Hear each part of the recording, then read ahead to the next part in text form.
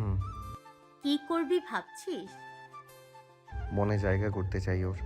এর আগে ভালোবাসার কথা জানিয়ে দূরত্ব সৃষ্টি করতে চাই না। রূপালী এসে ছোঁয়াকে ধরে হাউমাউ করে কেঁদে উঠল। ছোঁয়ার চোখেও পানি। এই মেয়েটাকে ভালো খারাপ সব সময় কাছে পেয়েছে সে, তাই দূরে আসাতে খারাপ লাগাটা স্বাভাবিক। ছোঁয়া বলল, তুই তোর ফুপির বাসায় ছিলিস বলে আসার সময় দেখা হলো না। আমি ওই বাড়িওয়ালিকে বকে এসেছি, ওর জন্য তোদের এখানে আসতে হলো, শয়তান মহিলা। দেখি চোখ মোচ, খুব দূরে তো না, কাছেই আছি। রূপালী শব্দ করে কেঁদে উঠে বলল, আরো দূরে হয়ে যাবে। মানে? আমার বিয়ে ঠিক হয়েছে, ফুফির বাসায় তো পাত্র দেখতে গিয়েছি। সত্যি? হ্যাঁ, দাঁতের ডাক্তার ছেলে। কথাটা বলেই হেসে ফেলল সে। ছোঁয়া বলল, হাসবি নাকি কাঁদবি? রূপালী চোখের পানি মুছতে মুছতে বলল, আমার ফুফার ভাইয়ের ছেলে। আমাকে নাকি আগে থেকেই পছন্দ করতো, আগে অবশ্য কয়েকবার দেখেছি, কিন্তু তাকে নিয়ে এমন কিছু ভাবিনি আত্মীয় বলে। এত হ্যান্ডসাম একটা ছেলের ওপর ক্রাশ না খেয়ে থাকলাম কি করে আমি? তোর পছন্দ হয়েছে ওনাকে? আবার চিগাই। তাহলে এই পাগলের ডাক্তার? ও আফসোস করে মরুক, আমি দাঁতের নিয়েই হ্যাপি। তোর দাঁতের কোনো সমস্যা হলে অবশ্যই যাবি, ফ্রিতে চিকিৎসা করাতে বলবো। রূপালীকে জড়িয়ে ধরে ছোঁয়া বলল, আমি বলেছিলাম না ভালো কেউ আসবে তোর জীবনে। হুম, মিলে গেল তোর কথা। আমি খুব খুশি, ভীষণ খুশি তোর জন্য। ক্লাস শেষে অফিস রুমে বসে আছে তোহা। এমন সময় নীলাও আসলো। তোহা মোবাইলে গেমস খেলছে দেখে নীলা বলল, হবু বরের সাথে চ্যাট না করে ফ্রি টাইমে গেমস খেলছো? অদ্ভুত। নীলা, তুমি কি আমায় ইচ্ছে করে খোঁজাচ্ছ? কিছুই অজানা নয় তোমার। কি খবর এখন তার? পরশের হুম। জানতে পারলো ছোঁয়া সিঙ্গেল। তাহলে তো তোমার কোনো চান্সই নেই। আমি চান্স কোনো সময় চাইনি, ওর মা আমাদের বাসে এসেছিল। জানি সবটা, তাও আমার মনে হতো তোমাদের ভালো মানাবে। আর আমি যেটা উপলব্ধি করেছি সেটা তুমি করো না তোহা। কি? তুমি ভালোবাসো পরশকে। থমকে গেল তোহা। সে জানে তার মনে পরশের জন্য এমন ভাবনা আসেনি কখনো। তবুও সবাই কেন এসব বলে? নীলা বলল, আমার একটা কাজিন আছে, জব করে, এমন মেয়ে খুঁজছে বিয়ে করার জন্য। কারণ তাদের বাসায় সবাই জব করে, আর এমনি তাদের পছন্দ। তুমি তার সাথে দেখা করবে? আমি দেখা করলে কি তোমার বিশ্বাস হবে? আমি ভালোবাসি না পরশকে। মৃদু হেসে নীলা বলল, হুম। তবে করব, কিন্তু বাসায় এখন জানাতে চাচ্ছি না। পরশ আগে ছোঁয়ার ব্যাপারে অগ্রসর হোক। তাহলে আমি কাজিনকে বলছি আজ ছুটির পরে দেখা করতে। ওকে। সাফিন আহমেদের হাতের নখ কেটে দিচ্ছে ছোঁয়া। তিনি হেসে বললেন, আমায় একেবারে পুতুল বানিয়ে ফেলেছো তুমি। কোনো কাজ করতে দাও না, সবটা করে দাও, আমার নিজের কাজ পর্যন্ত। এটাই তো আমার কাজ। কাজ বলেই করছো? না, অন্য কোথাও হলে এতটা ভালোবাসা পেতাম কিনা আমি জানি না, তবে এটা জানি আমিও আপনাদের ভালোবেসে ফেলেছি আন্টি। যা করি ভালোবেসেই করি। সাফিন আহমেদের খাবার আনতে বের হলো ছোঁয়া। এতক্ষণ আড়ালে দাঁড়িয়ে তাদের কথোপকথন শুনছিলেন শফিউল আহমেদ। তিনি এসে বললেন, পরশের সাথে তোহার বিয়েটা ঠিক না হলে এই মেয়েটার জন্য তোমাকে সুপারিশ করতাম আমি। সুপারিশ আমাকে করতে হতো না, পরশকে করতে হতো। তুমি রাজি হতে? অবশ্যই, তবে আমার মনে হয় না তোমার ছেলে হতো। কেন? তোহার সাথেও রাজি হলো কোথায়? আমার কথা রাখতেই। ছোঁয়ার কথা বলে দেখবো? এখন সেটা অসম্ভব। পরশ এতদিন বিয়েতে রাজি ছিল না, এখন হয়েছে। তোহার মায়ের সাথেও কথা হয়েছে আমার। এই সময়ে এসব কি বলছো তুমি? ছোঁয়ার মতো দায়িত্বশীল ভালো একটা মেয়েকে হাতছাড়া করতে ইচ্ছে করছে না। ইস, আরেকটা ছেলে থাকতে ভালো হতো। নীলার কথায় রাজি হলেও তোহার মোটেও ইচ্ছে করছে না কারোর সাথে দেখা করতে। কিন্তু নীলাকে তার প্রমাণ করতেই হবে। বন্ধুত্ব আর ভালোবাসা এক নয়। রেস্টুরেন্টে নীলার সাথে বসে আছে তোহা। এমন সময় মুশফিক নামের এক ছেলে এলো। দেখতে মোটামুটি ভালোই সে। সম্পর্কে নীলার খালাতো ভাই হয়। নীলা তাদের পরিচয় করিয়ে দিয়ে সরে গেল সেখান থেকে। এভাবে মুশফিকের সামনে বসে থাকতে কিছুটা বিব্রত বোধ করছে তোহা। মুশফিক তা বুঝতে পেরে বলল, আসলে আমাকে এভাবে তাড়া দিয়ে আসতে বলল নীলা, না এসে পারলাম না। জি, আপনাকেও নিশ্চয়ই জোর করে এনেছে। ঠিক তা নয়। Thank god. আমি নীলাকে বলেছিলাম তার পরিচিত কোনো ভালো মেয়ে থাকলে পরিচয় করিয়ে দিতে, তবে আমি চাই না ফ্যামিলিগতভাবে আগতে। আমি চাই আগে নিজে জানতে থাকে, তাই কাউকে না এনেই এভাবে চলে এসেছি। আসলে আমিও এখন বাসে জানাতে আগ্রহী না। বিয়ে করতে তো আগ্রহী। এখানে আসার আগ পর্যন্ত তোহার এসবে কোনো আগ্রহ ছিল না, কিন্তু মুশফিকের সাথে কথা বলতে অন্যরকম ভালো লাগা কাজ করছে। বড় মিশুক ছেলেটা, কত সুন্দরভাবে কথা বলছে, দেখেই মনে হচ্ছে না অপরিচিত। মুশফিক প্রশ্নটা আবার করতে সে মুচকি হেসে জবাব দিল, হুম, ব্যাস তাতেই হলো, আমার কোনো তাড়া নেই। আমারও। তবে বন্ধু হতে পারি আমরা। শিওর। সকাল সকাল ঘুম ভাঙতেই বাগানে হাঁটতে এলো ছোঁয়া, কিন্তু বাগানে রাফসানকে দাঁড়ানো দেখতে পেয়ে ভূত দেখার মতো চমকে উঠল সে। রাফসান এখানে কিভাবে? একগাল হাসি দিয়ে রাফসান বলল, সারপ্রাইজ। ছোঁয়ার মুখে হাসি আনার চেষ্টা করতে লাগলো। রাফসান তার কাছে এসে বলল, কি, কেমন দিলাম সারপ্রাইজ? আপনি এখানে? কেন আসতে পারি না?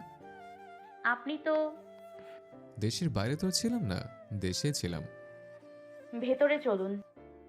ছোঁয়ার সাথে ভেতরে এলো রাফসান। আফিয়া জানাতো নয়নতারার সাথে তার কথা শুনে মনে হলো তারা জানতো রাফসান আসবে, তবে ছোঁয়াকে কেন জানানো হলো না? ছোঁয়া নিজের রুমে হন নিয়ে এগিয়ে গেল। নয়নতারা তার পিছু নিল। নয়নতারা এসে বলল, এভাবে চলে এলি কেন?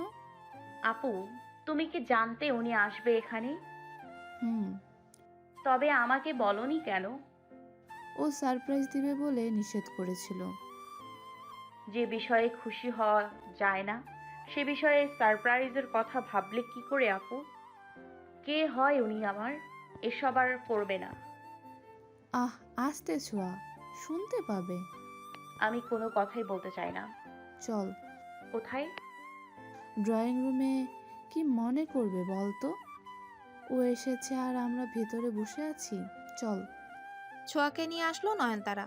রাফসান কথা বলছে আফিয়া জান্নাতের সাথে। আমার আসার কোনো প্ল্যান ছিল না, কিন্তু আপনারা কোথায় থাকছেন এতে জানা আমার দায়িত্ব মনে করে এসছে। বেশ ভালো করেছো। তোমার মতো দায়িত্ববান একটা ছেলে আমার মেয়ের জামাই হবে ভাবতেই খুশি লাগে। এসব আদিক্ষেতা সহ্য হচ্ছে না ছোঁয়ার। নাস্তা বানানোর নাম করে রান্নাঘরে এলো। রাফসান চোখের সামনে থাকলেই অস্বস্তি কাজ করে তার মনের মাঝে। কেন যে আসতে গেল এখানে? আমার জন্য নাস্তা বানাতে এসছো? পেছনে ফিরে রাফসানকে দেখে বিরক্তি ভরা মুখ নিয়ে ছোঁয়া বলল, এখানে কেন? বাসা দেখছিলাম ঘুরে, তোমাকে রান্না করে পেলাম। রান্নাঘর দেখা শেষ? চারপাশে চোখ বুলিয়ে রাফসান বলল, এখন শেষ। তবে আসতে পারেন এখন। তোমার জন্য একটা জিনিস এনেছিলাম। একটা ছোট্ট বক্স পকেট থেকে বের করে ছোঁয়ার দিকে এগিয়ে দিল রাফসান। ছোঁয়া নিতে না চাইলেও তার হাতের মুঠোয় ঢুকিয়ে দিয়ে বেরিয়ে পড়ল সে। এদিকে রান্নাঘরে রাফসানকে এগিয়ে যেতে দেখে বুকের ভেতর মোচড় দিয়ে উঠেছে নয়নতারা। ছোঁয়া তার বোন বলেই কি এসব সহ্য করছে সে? অন্য কোনো মেয়ে হলে এত সহজে রাফসানকে তার কাছে কি যেতে দিত সে? ভালোবাসায় এত কষ্ট কেন? ছোঁয়া এসে নয়নতারার দিকে বক্সটা এগিয়ে দিয়ে বলল, এটা তুই রাখ। কি এতে? জানি না, রাফসান ভাইয়া দিয়েছে। তোকে? হ্যাঁ। তাহলে আমি কেন নিব? আমি রাখবো না, তাই চুলোয় চা বসিয়েছি, আমি গেলাম। ছোঁয়া যেতেই নয়নতারা বক্সটা খুলল। একজোড়া রূপার নূপুর দেখতে পেয়ে মুখের কোণে হাসি ফুটে উঠল।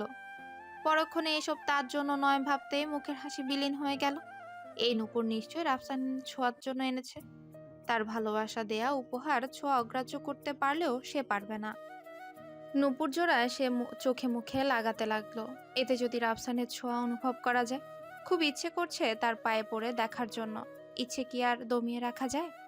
নূপুর জোড়া পায়ে পড়ে রুমের মাঝে হাঁটতে লাগলো সে। রাফসান দরজার পাশেই দাঁড়িয়ে বলল, এই জোড়া ছোঁয়ার তোমার জন্য এনেছে উপহার। এ কি, রাফসান এখানে? কিছু দেখে ফেলেনি তো সে? ভয়ে কাঁপতে থাকলো নয়নতারা। রাফসান ভেতরে এসে বলল, ছোঁয়ার পায়ে মানাবে এই নূপুর, কেননা রাফসানের ভালোবাসা শুধু ছোঁয়ার জন্য। বিয়ের পরে ছোঁয়া এই নূপুর জোড়া পরে পুরো বাড়ি মাতিয়ে রাখবে। আমি আসলে নব্বর জন্য ঠিকঠাক আছে কিনা দেখছো? মৃদু হাসলো রাফসান। নয়নতারা বুঝতে পারলো সে কিছু দেখেনি। হাফ ছেড়ে যেন বাঁচলো সে। রাফসান তাকে আয়নার সামনে টেনে এনে দাঁড় করালো। একজোড়া কানের দুল বের করে বলল, তোমার জন্য কিছু আনবো না তা কি হয়? নিজের হাতে নয়নতারার কানে দুল পরিয়ে দিচ্ছে রাফসান। তার স্পর্শে না চাইতেও চোখজোড়া বন্ধ হয়ে আসলো নয়নতারা। বুকের মাঝে ধুকপুকানি শুরু হয়ে গেছে। সময়টা যদি এখানে থেমে যেত, কিন্তু এমন কিছু সম্ভব নয়। একটা দুল পরানো শেষে রাফসান বলল, ভালো মানিয়েছে তোমায়। এই ধরো, এটাও পরে নাও। ওদিকে ম্যাডাম নব্বর জোরে পড়তে রাজি হয় কিনা দেখি। আজ সাফিনা আহমেদের কাছে নয়নতারা এসেছে। সে তাদের জানালো বাসায় মেহমান এসেছে বলে কাজে আসতে পারেনি ছোঁয়া। সাফিনা আহমেদ হেসে বললেন, আমি তো বাচ্চা মানুষ নই, আমার সাথে সাথে থাকতে হবে কারো। তুমিও যাও মা। আপনার পাশে থাকতেই ভালো লাগে আমার। ছোঁয়ার আশেপাশে রাফসানকে এভাবে ঘুরঘুর করে দেখতে কষ্ট হয় তার। তাই রাফসান যে সময়টুকু আছে সে এখানেই থাকতে চায়। এতে যদি কষ্ট একটু কম হয়।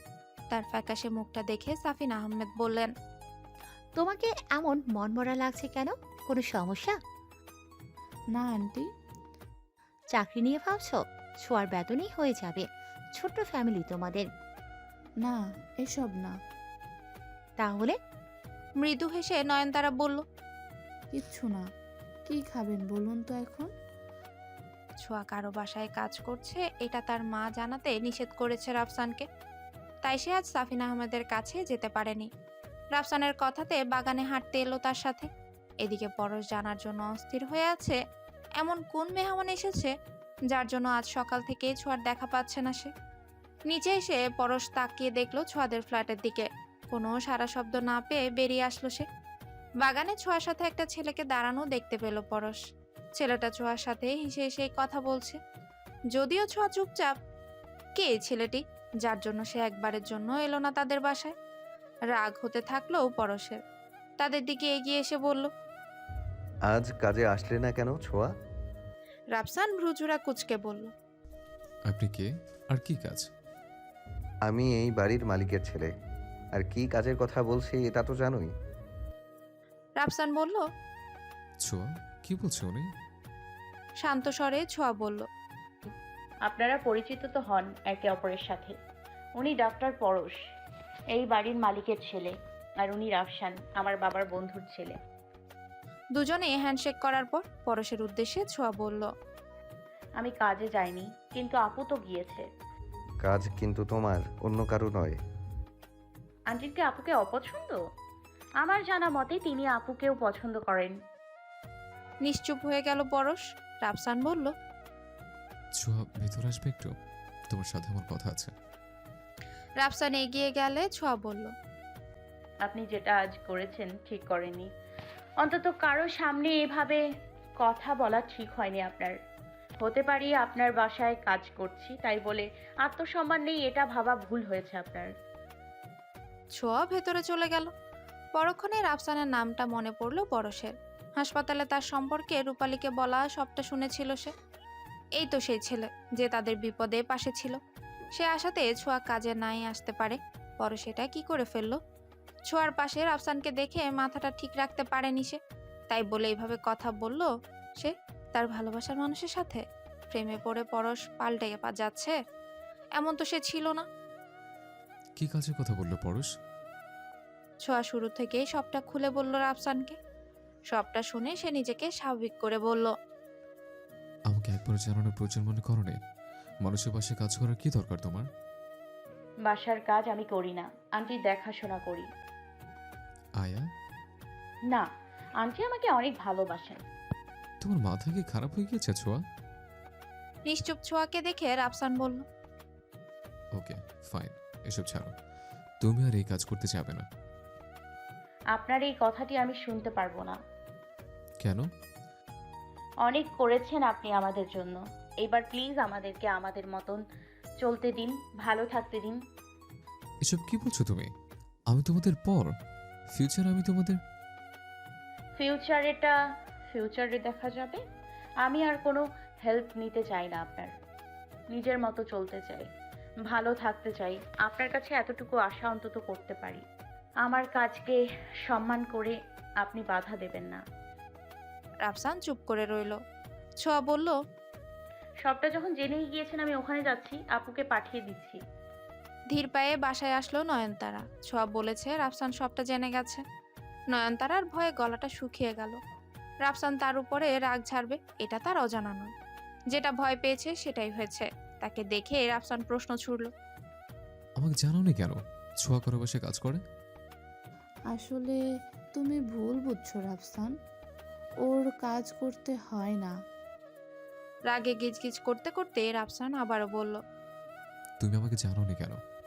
তুমি রাগ করবে বলে। সিরিয়াসলি তোমার মনে হচ্ছে না এই কথাটা একবারে বেমানান?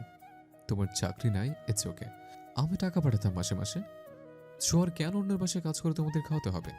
কেন তুমি আটকালে না? উত্তর দাও নয়ন। নয়নতারার কান্না পাচ্ছে ভীষণ। রাফসানের সামনে কাঁদতেও পারছে না সে। এভাবে কেন তাকেই সবকিছুতে দোষারোপ করে রাফসান? নয়নতারার কাছে কোনো জবাব না পেয়ে টেবিলের উপরে থাকা পানির গ্লাসটা হাতে তুলে মেঝেতে ছুঁড়ে মারলো রাফসান। নয়নতারা কয়েক পা পিছিয়ে গেল। আফিয়া জান্নাত ভেতর থেকে এসে বললেন, কি হলো, কি হলো? রাফসান একই প্রশ্ন করলো আফিয়া জান্নাতকে। তিনি নয়নতারার দিকে তাকিয়ে বললেন, মুখে কি তালা লাগিয়েছিস? কেন রাফসানকে জানাসনি এটা বলতে পারছিস না? আহ মা ছাড়ো। রাফসানের ঠিক সামনে এসে আফিয়া জান্নাত বললেন, তোমার মা নিষেধ করেছে, আমরা নিরুপায় ছিলাম। তোমার মা চাননি তুমি এসব শুনে আমাদের নিয়ে ব্যস্ত হয়ে পড়ো। মা হিসেবে ওনার চাওয়াটা ভুল নয়, কিন্তু উনি না জেনে অন্যকে দোষারোপ করাও তোমার উচিত হয়নি। আফিয়া জান্নাতকে দুঃখিত বলে বেরিয়ে পড়ল রাফসান। আফিয়া জান্নাত বুঝতে পারলেন আজ বাসায় গিয়ে মায়ের সাথে ঝগড়া করবে সে। কিন্তু সত্যটা না জানালে তাদের উপরে রেগে থাকতো রাফসান, তাই তাকে জানাতেই হলো। নয়নতারা মেঝেটা পরিষ্কার করতে গিয়ে হাতে কাজ লেগে কেটে রক্ত বেরিয়ে এলো। অঝোরধারায় তার চোখ থেকে পানি পড়তে লাগলো। এই পানি যেন জমেছিল এতক্ষণ, কোনো বাহানা খুঁজছিল ঝরে পড়ার জন্য। আফিয়া জান্নাত বললেন, খুব বেশি লেগেছে কি? না সূচক মাথাটা নাড়ালেও নিজের মনে নয়নতারা বলল, খুব বেশিই লাগছে, তবে বুকের মাঝে। এত কথা শোনার পরও রাফসান আমাকে একটা সরিও বলল না। ওর জীবনে আমার কোনো মূল্যই নেই, তবুও বেহায়া মনটা ওরই নাম জপ করে কেন? অনেকক্ষণ যাবৎ ছোঁয়াকে সরি বলার চেষ্টা করেই চলেছে পরশ, কিন্তু ছোঁয়াকে একটাবারের জন্য একা পাচ্ছে না সে। কখনো শফিউল আহমদের সাথে বসে আছে, তো আবার কখনো বা সাফিনা আহমেদ। মা বাবার সামনে সরি কিভাবে বলবে পরশ? ড্রয়িং রুমে বসে তার মা বাবার সাথে টিভি দেখছে ছোঁয়া। পরশ এসে বসলো তার ঠিক সামনে সোফাটায়। দুজনের চোখাচোখি হতেই পরশ ইশারায় ছোঁয়াকে উঠে আসার জন্য বলল, কিন্তু ছোঁয়া না বোঝার ভান করে টিভির দিকে মন দিল। পরশও হান মানার পাত্র নয়। সবার টিভির দিকে নজর ও মন থাকলেও তার দুটো চোখ ছোঁয়ার দিকে। এক পর্যায়ে ছোঁয়ার দৃষ্টি তার দিকে আসতেই নিজের দোকান দুহাত দিয়ে ধরে ফিসফিসিয়ে সরি বলল সে। তা দেখে ছোঁয়া শব্দ করে হেসে ফেলল। শফিউল আহমেদ বললেন, সিনেমা দেখাকালীন এমন একটা দুঃখজনক ঘটনা হাসাতে পারে কিভাবে? আমি জানতাম মেয়েরা ইমোশনাল হয়। ওই দেখো, সাফিনা তো একেবারেই টিভির ভিতর ঢুকে গিয়েছে, তার চোখেও পানি। ছোঁয়া মুচকি হেসে বলল, আমি সহজে ইমোশনাল হই না আঙ্কেল, আবার সহজে রাগও করি না। তাহলে নিশ্চয় রাগ সহজে ভাঙবে নাও তোমার। জি। পরশ বুঝতে পারলো ছোঁয়া কথাটা তাকে উদ্দেশ্য করে বলেছে। আজ ছোঁয়ার রাগ করাতেও সে খুশি, কেননা যাকে আমরা প্রাধান্য দিই তার সাথেই আমরা রাগ করি। ছোঁয়ার জীবনে পরশের গুরুত্ব আছে, এটাও কম কিসের। যেভাবেই হোক ছোঁয়ার রাগ পরশই ভাঙাবে। বাসায় এসে মায়ের কাছে প্রশ্ন ছুড়ল রাফসান। তুমি এটা কেন করলে? রাফসানের মা আহসানা খাতুন অবাক হয়ে বললেন, কি করলাম? তুমি জানো না কি করেছো? ওহ, বুঝেছি আমি। নিশ্চয়ই আফিয়া জান্নাত আমার বিরুদ্ধে তোকে কিছু বুঝিয়েছে। তা কি বলেছে শুনি? নয়নের চাকরি নেই, এটা বলতে তুমি নিষেধ করোনি? প্রশ্নটা শুনে ঘাবড়ে গেলেন তিনি। আসলেই তিনিই নিষেধ করেছিলেন। রাফসানের ভালোর জন্য একটা আবদার রেখেছেন তিনি, আর আফিয়া জান্নাত কিনা সেটা জানিয়ে দিল। রাফসান চেঁচিয়ে বলে উঠল, তোমার জন্য, শুধুমাত্র তোমার জন্য ছোঁয়াকে অন্যের বাড়িতে গিয়ে কাজ করতে হচ্ছে, এলাকা ছাড়তে হয়েছে। আমাকে জানালে এসব হতে দিতাম? অন্যের বাসায় কাজ করছে মানে? আমি এসবের কিছুই জানি না রাফসান। জানলে কি করতে তুমি? যা করো তো করেই ফেলেছো।